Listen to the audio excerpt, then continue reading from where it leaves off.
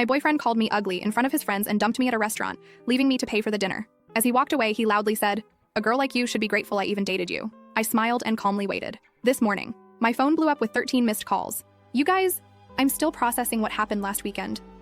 I keep replaying it in my head and wondering if I somehow imagined the whole thing.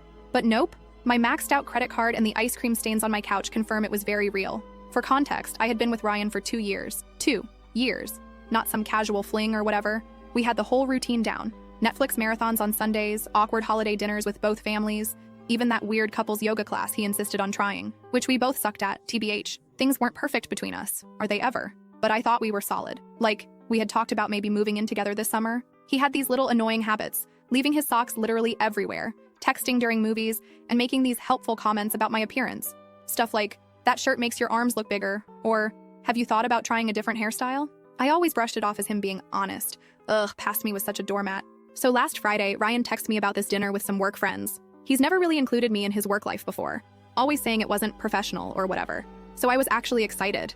I even went shopping for a new outfit, RIP my budget, and spent forever getting ready. I'm talking full YouTube makeup tutorial, the fancy straightener I only use for special occasions, the works. I get to this super expensive restaurant downtown, the kind with tiny portions and no prices on the menu. Red flag number 1. Ryan's already there with 2 guys he works with, Leonard and Pablo. The moment I walk up, there's this weird vibe. Ryan barely acknowledges me. Just this half stand from his chair and a quick "you're late."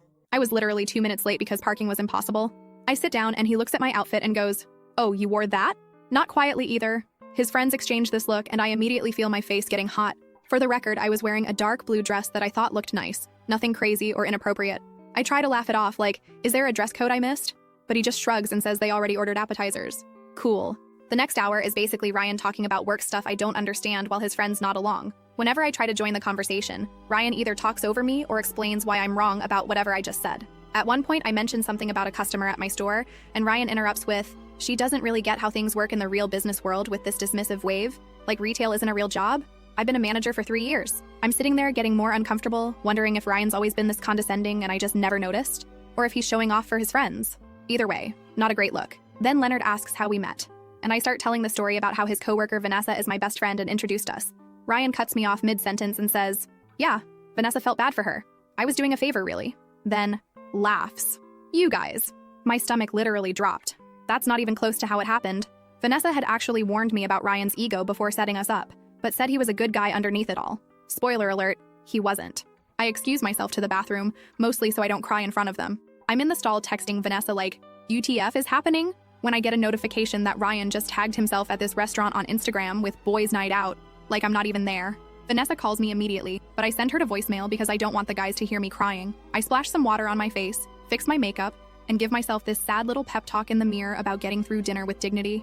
When I get back to the table, they're all laughing about something, but stop abruptly when I sit down. Awesome. The waiter brings our main courses, and Ryan keeps making these jokes about my food choice.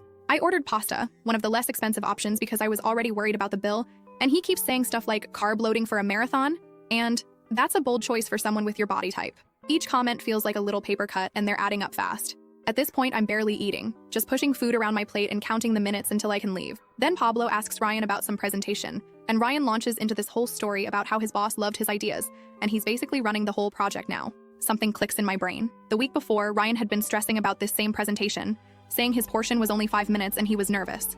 Now suddenly he's the star? It's like he's living in some alternate universe where he's the main character. Then the bill comes. The waiter sets it on the table, and Ryan picks it up, looks at it for a second, then slides it over to me. I think he's just showing me the total. But then he says, and I will never forget this, "You know what? I don't think this is working." I stare at him, waiting for the punchline. There isn't one. "I've been trying to make this work, but I'm just not attracted to you anymore. I think we should break up." In the middle of a restaurant, in front of his friends, after 2 years together. Who does that? I'm completely blindsided. Are you serious right now? This is how you want to do this? He stands up, grabs his jacket, and says, I still get a knot in my stomach thinking about it.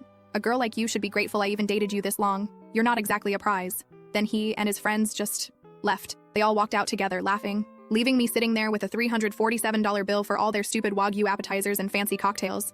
The waiter came over with this look of pity that made everything 1,000 times worse.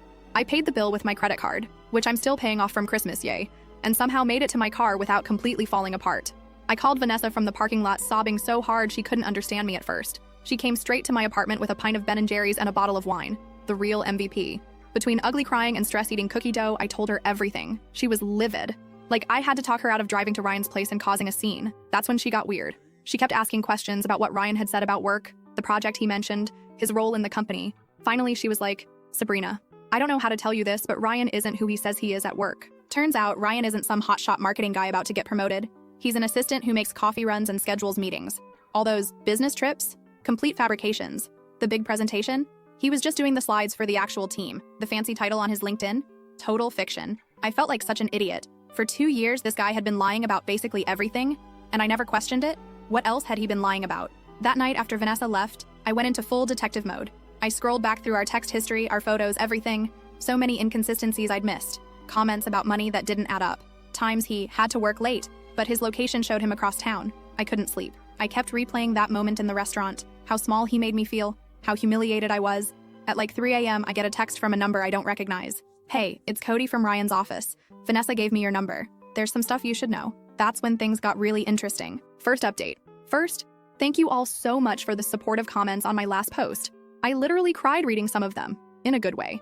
A lot of you asked for an update, so here's what happened next in this absolutely wild situation. So after finding out from Cody, who works with Ryan, that my boyfriend of 2 years had basically been living in a fantasy world of his own creation, I spent the next few days in that gross post-breakup fog.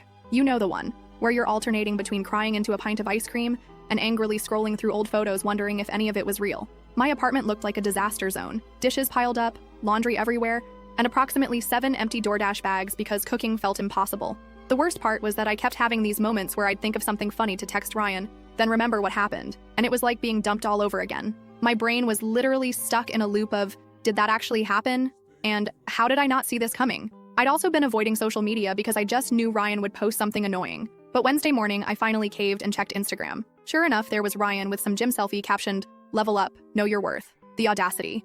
I nearly threw my phone across the room. Vanessa came over that evening with takeout and found me wrapped in my comforter like a sad burrito. She's been amazing through this whole thing, making sure I eat actual food, listening to me rant about the same things over and over, and not once saying, "I told you so," even though she had her suspicions about Ryan from the beginning. While we were eating, Vanessa showed me her texts with Cody. Apparently, they'd been talking a lot, and he had tea to spill. According to Cody, Ryan had been telling everyone at work that he dumped me because I was clingy and always talking about marriage.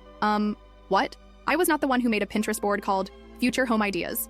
Yes, Ryan actually had one of these, which he claimed was research for some work project. Then Cody dropped the real bombshell. Ryan wasn't just lying about his job title. He was currently on probation for taking credit for other people's work and might actually get fired soon. All those late nights working, he was frantically trying to fix mistakes before anyone noticed. Those business trips? Complete fiction. I was still processing all this when my phone rang. It was Tina, Ryan's mom. I almost didn't answer. Awkward, but figured I should be an adult about this. Tina has always been super sweet to me, like, remembers my birthday and actually asks questions about my life, kind of sweet. She sounded concerned and asked if everything was okay between me and Ryan. Apparently, he told his family we had a little fight, but everything was fine. A little fight? The man publicly humiliated me, dumped me in front of his friends, and stuck me with a massive bill. I tried to keep it vague, saying we were taking some space because I didn't want to put her in the middle. Then she mentioned Ryan's birthday dinner on Saturday and how the whole family was looking forward to seeing me there. You guys, I nearly choked on my lo mein. Ryan had told his family we were still together, and that I was coming to his birthday dinner. The dinner was at his parents' house, and apparently, he'd told them we had big news to share. After hanging up, I sat there in shock while Vanessa looked at me like I'd grown a second head. She was like, is he delusional or just a pathological liar? Honestly, I was wondering the same thing. That's when we came up with the plan. I wasn't going to just ghost his family. They'd always been kind to me, and they deserved to know what kind of person Ryan really was. But I also wasn't going to cause a scene or be vindictive. I would simply attend the dinner as invited and let the truth come out naturally. The next day, Cody met me for coffee. Slightly awkward since we'd only met through Ryan, but he turned out to be really chill. He confirmed everything and added even more details about Ryan's work lies. The team Ryan claimed to lead was actually just him and 2 interns. The big presentation he was in charge of last month, he was just operating the slideshow while his boss presented. Cody seemed genuinely upset on my behalf, saying he'd always thought Ryan's stories about me seemed off. Apparently, Ryan would come to work complaining that I was high maintenance, when in reality I was paying for most of our dates toward the end, because Ryan claimed to be between paychecks, which I now realized probably meant he was terrible with money. Midway through our conversation, Cody got a text from their boss asking if he could come in Saturday evening to help with some emergency project. Cody was bummed because he'd had plans, but then I had an idea. What if Cody needed to drop something off at Ryan's parents' house during the birthday dinner? The timing would be perfect. As we were figuring out the details, my phone buzzed with a text from Ryan, first one since the restaurant disaster. It just said, "We need to talk about what happened." I might have overreacted. Might have. I showed Cody, and he nearly spit out his coffee. Overreacted is when you get annoyed about someone being late, not when you publicly humiliate your girlfriend of 2 years and stick her with a $300 bill. I didn't respond. Let him sweat. The next 2 days were a blur of preparation. I wasn't going to this dinner unprepared. I dug through old texts, finding all the lies, dates when he claimed to be at work conferences that didn't exist, stories about coworkers that Cody confirmed were fabricated, even photos Ryan had posted of himself at work events that were actually just downloaded from the company website. Friday night, Vanessa came over to help me pick an outfit. Not gonna lie, part of me wanted to show up looking amazing just to spite him, but we decided the best approach was to look nice, but not like I was trying too hard. We settled on a simple black dress that Ryan once said made me look average, which now I realize was his weird neg attempt because I got compliments whenever I wore it. I barely slept Friday night. What if this backfired? What if his family took his side? What if I froze up and couldn't go through with it? By Saturday morning, I had chewed my nails down to nothing and gone through about 17 different scenarios in my head. Around noon, Ryan texted again, "Looking forward to seeing you tonight. Wear something nice. My parents are excited." I didn't respond to that either. Let him think whatever he wanted. I spent the afternoon getting ready with a weird mix of dread and anticipation. Vanessa helped me with my hair and gave me a pep talk when I started to lose my nerve. At 5:30, I got in my car and headed to his parents' house. I had to pull over once because my hands were shaking too much to drive safely. I sat there for a minute, doing those breathing exercises from that meditation app I downloaded months ago, but never actually used. What was I doing? Was this crazy? Maybe I should just block Ryan on everything and move on with my life like a normal person? But then I thought about him sitting there at his birthday dinner, probably telling everyone some fake version of our relationship, maybe even making himself the victim somehow.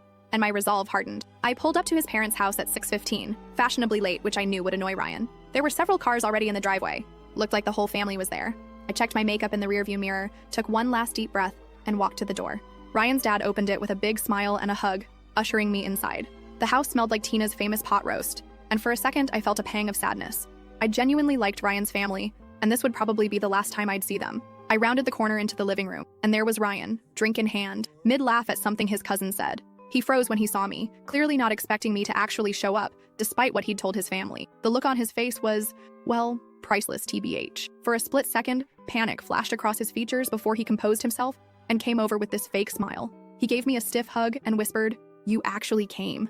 We need to talk privately." I just smiled and said loud enough for everyone to hear that I wouldn't miss his birthday for anything, especially since he'd been telling everyone we had big news to share. The color drained from his face. Tina clapped her hands excitedly and asked if this was what she thought it was. Ryan's sister gave me a knowing look.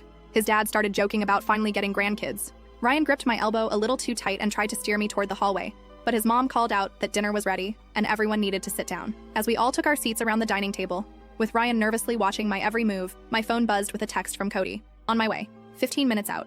Ryan leaned over and hissed, "What are you doing here?" I thought after the restaurant. I just smiled sweetly and said loud enough for everyone to hear, "Oh, I wouldn't miss the chance to tell your family about what happened at that restaurant, Ryan. I'm sure they'd love to hear that story." The look of absolute panic on his face as his mom started bringing out the food, worth every second of anxiety it took to get there. Game on. Second update. I'm finally ready to share what happened at Ryan's birthday dinner. Sorry for the delay. I needed a mental health day after all this drama. Plus my Wi-Fi has been acting up because my neighbor borrowed my password and apparently downloaded the entire internet. Where did we leave off? Right. Me sitting at the dinner table with Ryan's family while he panicked about what I might say. So there I was, surrounded by Ryan's family, his parents Tina and Ralph, his sister Kayla, his grandma, and 2 cousins whose names I always mix up. The table was loaded with Tina's famous pot roast, those buttery mashed potatoes I've literally dreamed about, and a fancy salad that nobody was going to eat but everyone would pretend to appreciate. The first 20 minutes were straight up awkward. Ryan kept trying to control the conversation while shooting me these warning glances. I just smiled and passed the bread rolls, enjoying the way his left eye twitched every time I opened my mouth. Petty? Maybe. Satisfying? Absolutely. Tina kept the conversation flowing, bless her. She asked about my family, my job, the usual small talk. When she mentioned how proud they all were of Ryan's big promotion, I nearly choked on my water. I glanced at Ryan, whose face had gone the exact shade of the beets on the table. Ryan jumped in, talking about how his team was crushing their targets and how his boss was practically grooming him for senior management. I just nodded along, watching him dig himself deeper with each word. Ralph, who's always been the quiet type, suddenly asked Ryan about the Johnson account.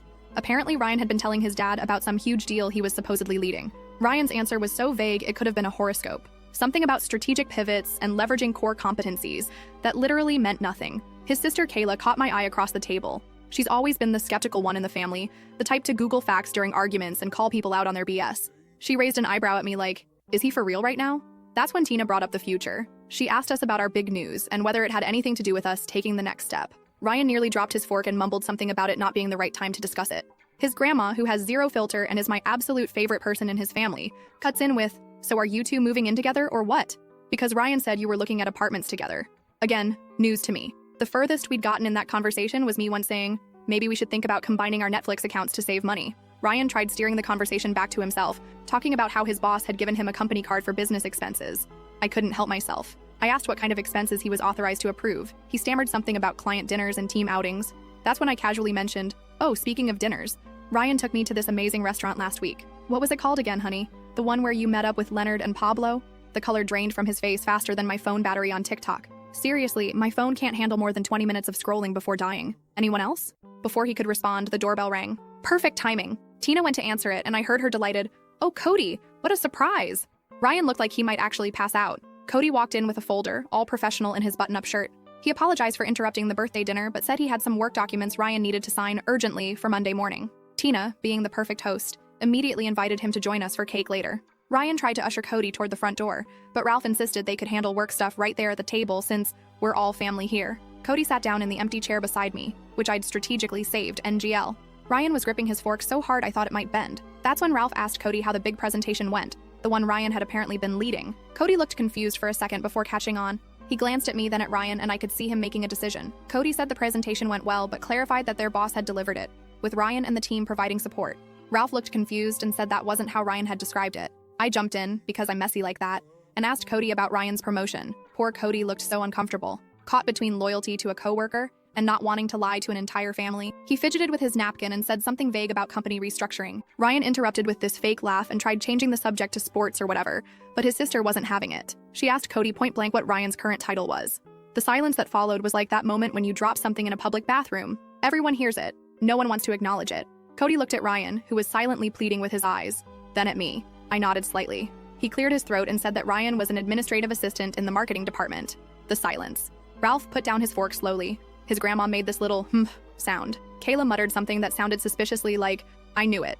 Ryan immediately went into damage control mode, saying Cody was confused, that he had multiple roles, that it was complicated. But the dam had broken. His family started asking specific questions that he couldn't weasel out of. When did you get promoted? He hadn't. Why did you say you had a team? He didn't. What about that corner office you mentioned? Also fictional. With each question, Ryan's stories unraveled more. He kept looking at me like this was somehow my fault, which just made me more determined to let everything come out. Tina, bless her heart, tried to smooth things over. She suggested we all have some cake and talk about happier things. As she went to the kitchen to get it, Kayla asked me directly about the restaurant I'd mentioned earlier. This was my moment. I took a deep breath and told them everything. How Ryan had invited me to meet his friends, how he'd belittled me throughout dinner, how he'd dumped me in front of everyone and walked out, leaving me with a $347 bill I could barely afford. Ryan tried interrupting several times, but his dad shut him down with this look I'd never seen before. Pure disappointment. Ryan's defense? That I was exaggerating and playing victim, that I had embarrassed him in front of his colleagues by not fitting in, that leaving me with the bill was teaching me financial responsibility. His grandma actually snorted at that last one. Cody, who had been quiet through most of this, finally spoke up. He confirmed my story, adding that he'd heard Ryan bragging to coworkers about how he'd put me in my place. He even pulled out his phone and showed texts from Pablo. Receipts, y'all, discussing what had happened. Tina came back in with the cake just as Ryan was trying to paint himself as the victim. She set it down and asked what she'd missed. No one spoke for a moment. Then Ryan's dad said very quietly that they needed to have a family discussion about honesty. Ryan exploded, like full-on temper tantrum. He accused me of turning his family against him, called Cody a traitor, and said everyone was just jealous of his success. What success? He knocked over his water glass, pointed at me, and yelled that a girl like me should be grateful he even bothered with me. His mom gasped. His grandma said something that I'm pretty sure was old people swearing. His sister just shook her head like she wasn't even surprised. I stayed calm somehow, and said that the only thing I was grateful for was finally seeing who he really was. Ryan stormed out, slamming the door so hard that one of Tina's decorative plates fell off the wall and cracked. The aftermath was weirdly peaceful. Tina apologized to me like 50 times. Ralph looked tired and sad. Kayla helped clean up the spilled water. Cody apologized for his part in the awkwardness but said he couldn't stand by while Ryan lied to everyone. Then the strangest thing happened. Instead of asking me to leave, they insisted I stay for cake. We all sat there. Ryan's ex-girlfriend, his coworker, and his family, eating birthday cake without the birthday boy. In any other situation, it would have been the most awkward thing ever. But somehow it wasn't. After cake, I helped Tina clean up in the kitchen. She kept apologizing and saying she had no idea Ryan had been lying about so much. She seemed genuinely heartbroken. Not just about what he'd done to me, but about who her son had become. I felt bad for her, TBH. No parent wants to realize their kid is, well, kind of terrible. She asked me quietly if there had been signs before, and I admitted that looking back, there were red flags I'd ignored because I wanted to believe the best about him. When I was getting ready to leave, Ryan's dad pulled me aside. He thanked me for my honesty and apologized for what his son had done. He seemed so defeated, like he was trying to figure out where they'd gone wrong in raising him. I assured him it wasn't their fault. Ryan had made his own choices. Cody offered to walk me to my car, probably sensing I needed a moment to process everything. As we walked down the driveway, he mentioned that Ryan had been having problems at work for months, taking credit for other people's ideas, lying about his contributions, even faking emails from clients. He was actually on his final warning before potential termination. Suddenly, Ryan's desperate need to appear successful made a twisted kind of sense. His whole identity was built on this fake image of success and status. When I thought about it that way, I almost felt sorry for him. Almost. I thanked Cody for backing me up and drove home in a weird state of emotional exhaustion mixed with relief, like when you finally take off an uncomfortable bra at the end of the day. Sorry for the weird analogy, but y'all know what I mean. When I got home, I had 3 missed calls from Vanessa wanting updates. I was about to call her back when my phone buzzed with a text from Ryan. "You've ruined everything. This isn't over." I didn't respond, just blocked his number and made myself some tea. I should have been scared or upset, but honestly, I just felt tired. And maybe a little proud of myself for standing up to him. I thought that was the end of it. I really did. But this morning, my phone blew up with 13 missed calls. From Ryan's mom, his sister, Cody, and several numbers I didn't recognize. Something had happened overnight. And based on the increasingly frantic voicemails, Ryan had completely lost it. Last update, I'm finally ready to explain about those 13 missed calls. Thanks for being patient while I processed everything that happened. Also sorry for the delay.